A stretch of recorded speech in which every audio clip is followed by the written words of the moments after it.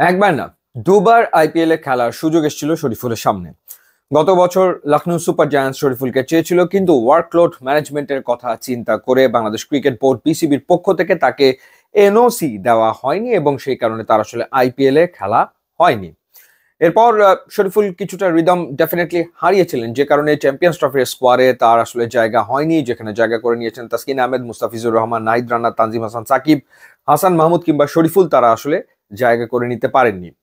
BPL এ শরীফুল ভালো perform করছেন, কোনো সন্দেহ আসলে নাই। মোটামুটি ভাবে ভালো পারফর্ম করছেন, স্পেশালি লাস্ট ম্যাচটাতে যেভাবে তিনি বল করেছেন, চারটা উইকেট নিয়েছেন এবং সোফার এখন পর্যন্ত 10 ম্যাচ খেলে 12 উইকেট নিয়েছেন শরীফুল।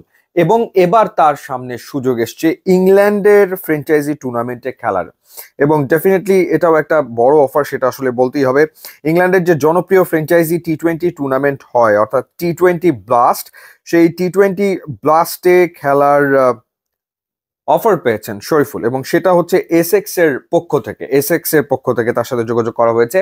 এবং ডেফিনেটলি নো অবজেকশন সার্টিফিকেট তো তার লাগবে বিসিবির পক্ষ থেকে। কারণ বিসিবি যদি তাকে সেই নো অবজেকশন সার্টিফিকেটটা দেয়, তাহলে হয়তোবা ইংল্যান্ডে তার খেলা হবে। এবং আপনাদেরকে যদি জানিয়ে রাখি যে কবে থেকে এই টুর্নামেন্টটা শুরু হবে, আগামী 29শে মে থেকে 13 সেপ্টেম্বর পর্যন্ত চলবে হচ্ছে এই টি-20 ব্লাস্ট, যেখানে সব মিলিয়ে 16টা দল অংশগ্রহণ করবে। উত্তর দক্ষিণ দু গ্রুপে ভাগ হয়ে এসএক্স দক্ষিণ গ্রুপে রয়েছে, এবং প্রত্যেকটা দলকে 14টা করে ম্যাচ খেলতে হবে। তার মানে কিন্তু নাম্বার অফ ম্যাচেস এর সংখ্যা অনেক, 14টা ম্যাচ সেখানে আসলে খেলতে হবে।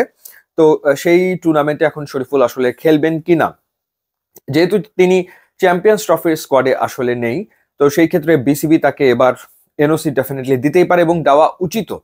কারণ এই ধরনের টুর্নামেন্ট গুলোতে খেললেই আসলে ক্রিকেটারদের যে স্কিল, সেই স্কিলটা ভীষণ রকম ডেভেলপ করে।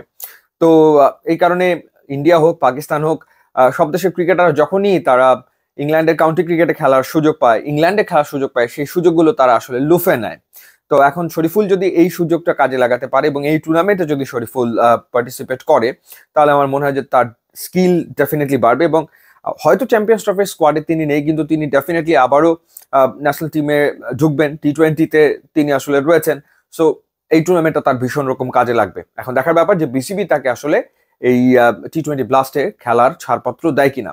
ইউটিউব এবং ইনস্টাগ্রাম লিঙ্ক দেওয়া আছে, আপনারা যোগ দিলে খুবই খুশি হবো। And thanks for watching.